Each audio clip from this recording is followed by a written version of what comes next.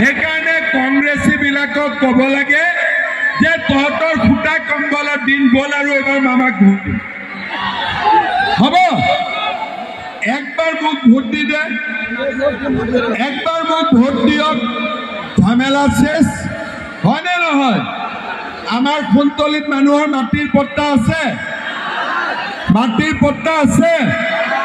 মাটিৰ পট্টা কোনে দিব পাৰিব? কোনে দিব পাৰিব? তেতিয়াহ'লে আমি মামাক ভোট দিব লাগিব নে নাই? লাগিব নে নাই?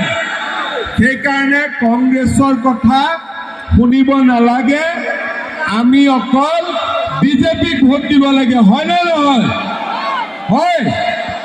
এইবাৰ আপোনালোকে সকলোকে সমষ্টিত আহিলোঁ, কুন্তলী ৰাইজৰ লগত কথা বতৰা পাতিলোঁ, ভাষণ কম দিলোঁ, ৰাইজৰ কথা বেছি শুনিলোঁ। ইলেকশ্যনৰ পিছত ৰাইজৰ সমস্যাখিনি সমাধান কৰি দিয়াৰ বাবে চেষ্টা কৰিম। আৰম্ভণি হৈছে, গোটেইটোতো যিমান আহিছে সিমানটো নাপাওঁ, কিন্তু আৰম্ভণিটো হওক, লাহে লাহে পৰ্যায়ক্ৰমে হৈ থাকিব। ৱৰ্ডটো লিখা আছে rarest of the rare.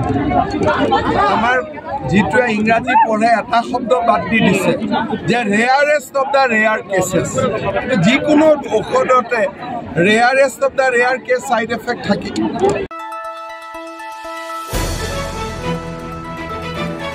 The Newslands, অবিৰত তথ্যানুসন্ধান, আপোনাৰ সেৱাত খবৰ সন্ধান। দ্য নিউজলেণ্ড।